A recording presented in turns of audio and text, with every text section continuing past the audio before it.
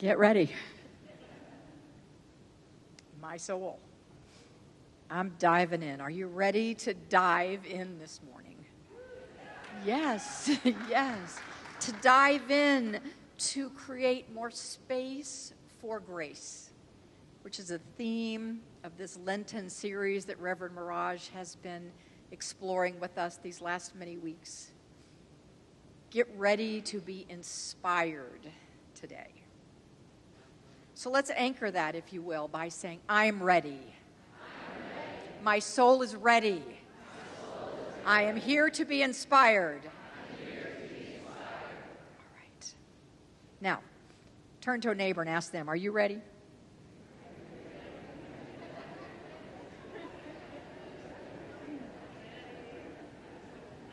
What did they say? Did they say yes? All right. Well, good, because we're going to. Today the theme is Inspire Me, and this is week 5 in our Lenten Space for Grace series. Lent being a time of 40 days of preparation, as Jesus spent 40 days preparing for his ministry and prayer and fasting and meditation. We have been spending here with Reverend Mirage 40 days, and it will culminate next week on Easter Sunday. I'm so honored to be here today to present today the idea of being inspired to answer the call that God has in your heart, that God has placed in your heart, to answer the call to be more than you thought you could possibly be. And the message that Jesus taught us on Palm Sunday is really beautiful and supportive of our day today. So we're going to speak about 3 decisions that Jesus made that prepared him, that created a space for grace even more in him, and prepared him to do what he came here to do, to answer his profound call.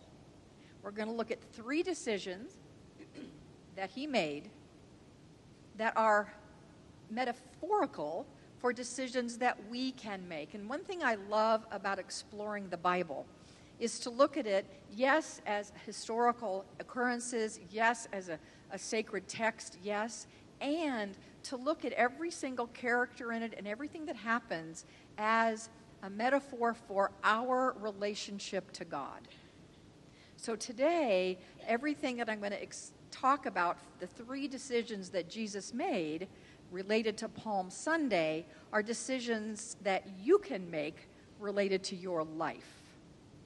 So please apply this all to yourself today. I'll be inviting you to do that throughout, but that's a little heads up to apply what we're going to talk about today to you and your life and your spiritual evolution.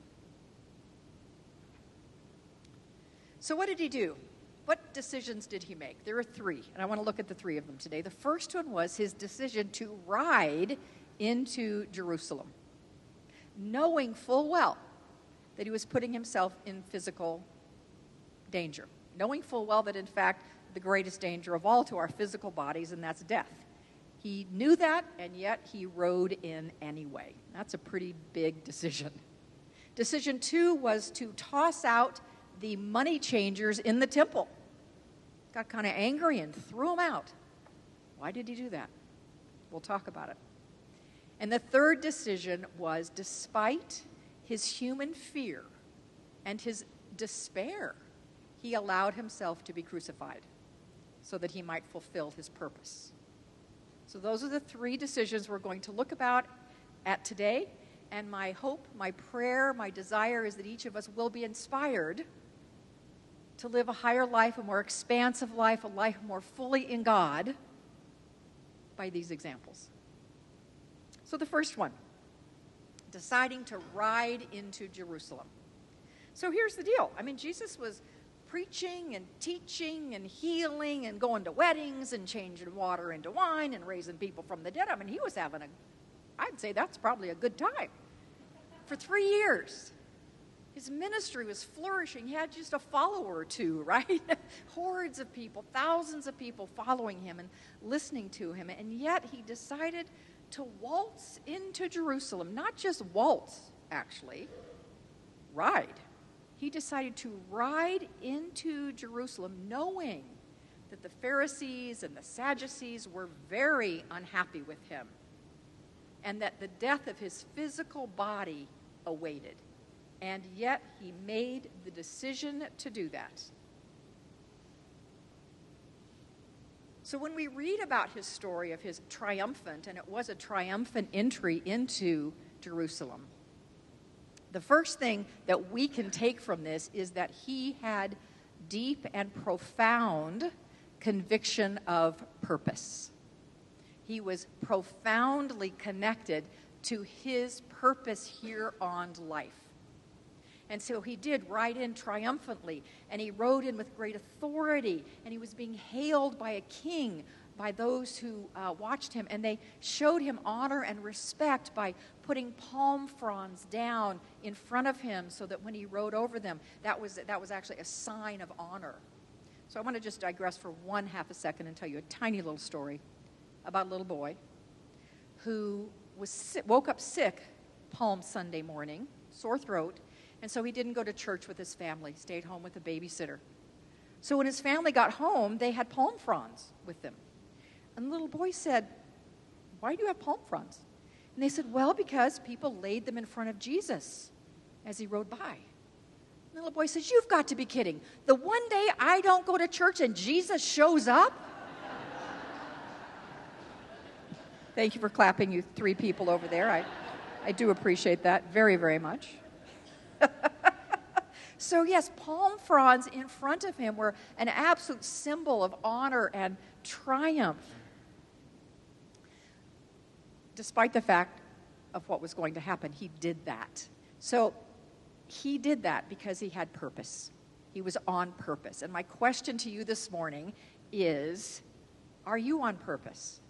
Are you on purpose in your life? Now, I know, because I can read your minds, I'm getting it right here, that many of you are thinking, I have no idea what my purpose is. I don't know I've struggled all my life to figure out my purpose. I can't figure out my purpose.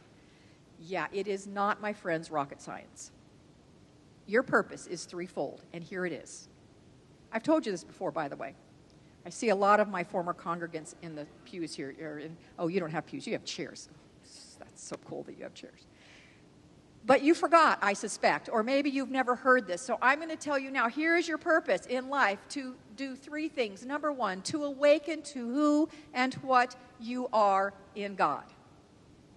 Number two, to awaken to who and what God is in and through you. Number three, to share your gifts with the world. That's it. That is your purpose. It's been implanted, embedded in all of us. Some of us go to sleep to it. We think we don't know it. We forget it. But that is it. To become aware and awake to who and what we are in God. To become awake to who and what God is in and through us. And to share our gifts with the world. That's our purpose. So now you know. Now you know. So say this: I now know my purpose. Do I dare ask you to say back to me what it is? Should we try it? Okay, I'll say it first, just a reminder. So this is what my purpose is, and then you're going to say, to awaken to who and what I am in God. My purpose is to awaken.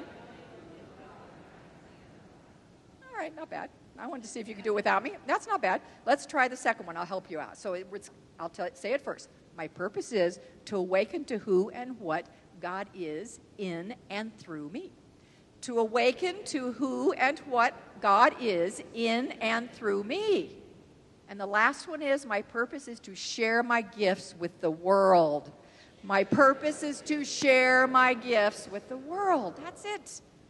That's it. Have conviction of that, just like Jesus had the conviction of his purpose to ride into Jerusalem. Have conviction that that is your purpose. Now, do you think it was easy for Jesus to ride in to Jerusalem, knowing what was going to happen? I suspect not. I suspect that took a lot of strength, a lot of courage. And if it weren't enough, what he was looking forward to, he chose to ride in, which was actually a breaking of one of the 600 Jewish laws of the time. He broke the law by riding in. The law said at that time, when the Jews came into Jerusalem for Passover, they must walk. But he didn't. He said, forget it. I'm not going to do that. I'm going to ride in. Maybe he did that to fulfill a prophecy in the Old Testament. That's what Matthew says in the Gospel of Matthew. The other Gospels don't mention that, but Matthew does. Or maybe he just did it to say, I don't believe in the old worn-out ways. But whyever he did it, it took courage. So, will it take courage, perhaps, for you to live your purpose? Yes, it might. It might be scary. Yeah, it might. It might mean standing up for your belief in the face of other people's beliefs that aren't the same. It might mean not getting hung up into mass consciousness and mass hysteria around things that are going on the outside. It might take courage to share your gifts because you think they or you aren't good enough. Which, by the way, they are and you are, but you might think they're not. So yes, it takes courage to live on purpose. But let us be inspired by Jesus' ride into Jerusalem to answer the call to live on purpose and to have the courage to do it. So the second thing he did, the second decision he made, that absolutely is an amazing metaphor for us, and that is the clearing out of the temple, clearing the money changers out of the temple, tossing their tables over, kicking them out. Why did he do that?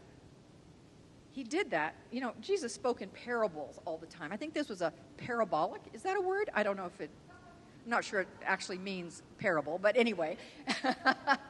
I think he was giving us a parable in action. Because for us, the meaning of that is, let us clean out the temple, this temple, what is inside that is stealing and thieving and keeping us from living our purpose. What habits of thought, what habits of action, what beliefs are we holding on to? What anger, resentment, hurt is hanging on inside of us that is thieving away our ability to live from purpose? Jesus said to the Pharisees, and I love this quote, it shows up in Matthew. He says, "Woe to you, scribes and Pharisees, hypocrites, for you cleanse the outside of the cup, but inside they are full of extortion and self-indulgence. Blind Pharisee, first cleanse the inside of the cup, that the outside may be clean as well."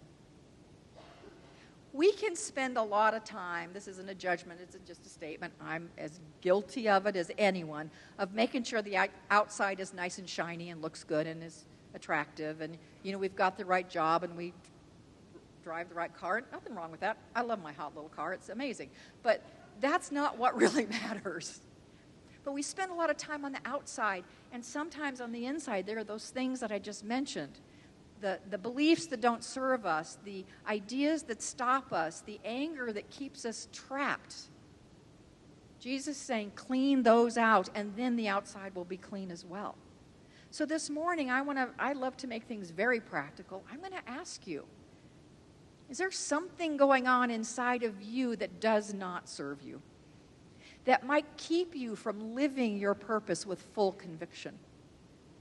A belief, a habit, an anger. What might be there in you that you can identify this morning and say, I'm going to clean my temple out. I'm going to clean my temple. Just like Jesus cleaned the temple, I am this morning going to clean out my temple. So I invite you to close your eyes for just a moment and take a really deep breath and bring that idea that you just came to in mind. Bring it in mind, bring it in heart, and I want you to say quietly, actually internally, say internally to yourself, today I clean out the temple of my consciousness.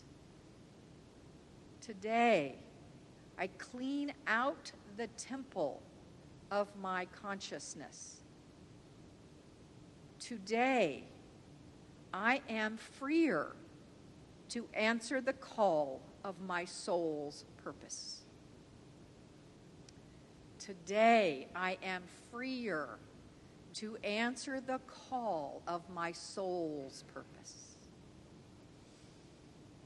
Take another deep breath.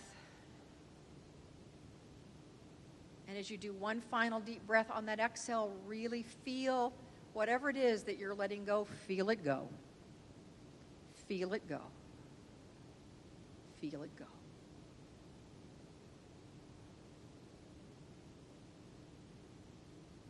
And now come back. Come back to me. Open your eyes.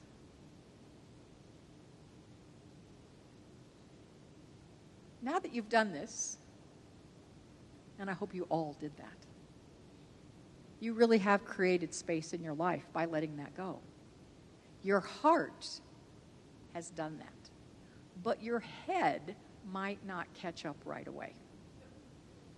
So, the idea, the thought, the limiting, the belief, the anger, whatever it is, might want to come back in your head.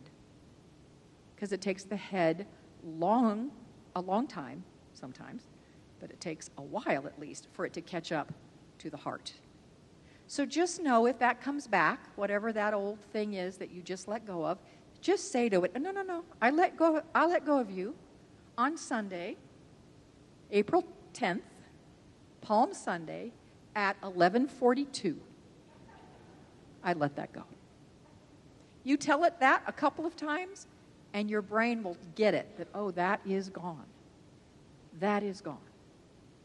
So that was the second decision Jesus made that can be an amazing inspiration for us in our lives, living into our own greatness and our own purpose and our own transformation and expansion.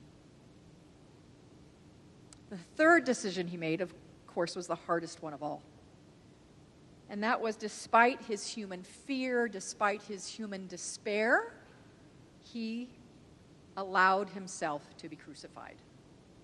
Now, I'm sure many of you know the biblical story of Jesus going to the Garden of Gethsemane, falling down and praying, "Oh, Father, if it is possible, let this cup pass from me. Let this cup pass from me." 3 times he said, "Let this cup pass from me." How many of us have ever said something similar? Oh God, let this cup pass from me.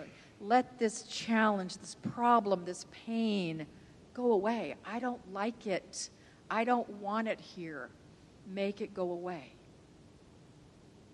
I suspect we've all said that at one point or another in our lives, because this human experience is fraught with challenges. It just is. It just is. But Jesus' example can inspire us completely to know what to do by his words and his actions. He said, after "let this cup pass from me," saying that 3 times, he said, "Nevertheless, not my will, but thy will." Not my will, but thy will. Now, for some of us, myself included, who grew up in a more traditional Christian background, we may have a belief or have grown up with a belief that God's will, brought on not good things sometimes, brought on pain and suffering. Well, it's God's will that you've got that, right? No. In New Thought, in our beautiful metaphysical teachings, we say that is not God's will. God's will is only and always for the highest evolution of our souls. Thank you. And praise Jesus. It is always for the highest evolution of our expression, because we are expressions of God. And so God through us is ever through us as us is evolving. God does not evolve itself, because God is whole, perfect, and complete, and that cannot evolve. But as an expression in this human form, it's always evolving to a higher level. So anything and everything, no matter what it looks like, sounds like, feels like, it is for our highest good. That is God's will. So when we can say, not my will, God, my will is I don't want this, go away, but thine, we are saying I surrender to the higher good that is here for me if I'm willing to stick it out, if I'm willing to do what I need to do. And I'm not saying it can be easy. I know every one of us have gone through challenges that were very difficult. I have. I know you have. And yet, how many of us can say, and I'm hoping like all the room holds their hands up. That's a little warning. How many of us could say that you can think back of a really difficult time in your life, a challenge, something that was really painful, and now as you look back at it, you see that it helped you become the person you are today. And without it, you would not be the person you are today. Can anybody say yes to that? I see a lot of you. Good, almost all of you. That's good. The rest of you really listen up to this because you're the ones apparently who need to hear this. Not my will, but thine, knowing that thine is always, always for the highest and best good. 3 decisions that Jesus made to prepare himself for his transformation, which Reverend Richard will talk about next week. The preparation is important. The preparation of choosing, as Jesus said, to walk into Jerusalem with conviction of purpose and courage. I invite you this morning to walk into your life, even into your Jerusalems, which are your challenges, with conviction of purpose. Okay, here's the test. Here it is, which is the conviction of purpose. Your purpose is to become awake. Anyone want to try this with me? Become awake to who and what I am in God, right? Say it with me. To be awakened to who and what I am in God. To be awakened to who and what God is in and through me. And to share my gifts with the world. That's purpose. Thank you. I liked hearing that. The second decision he made, which is so powerful for us, is to throw out what is within us that does not serve, that stands in the way of living that purpose. You did some good work today. You might need to do it on something else. Do it again. And remind your brain if it doesn't quite catch up. And finally, not my will but thine. Even in the face of challenge, know that God is present. God's will is for your and all highest good, for the evolution, for the transformation of our souls. Happy Palm Sunday. Namaste.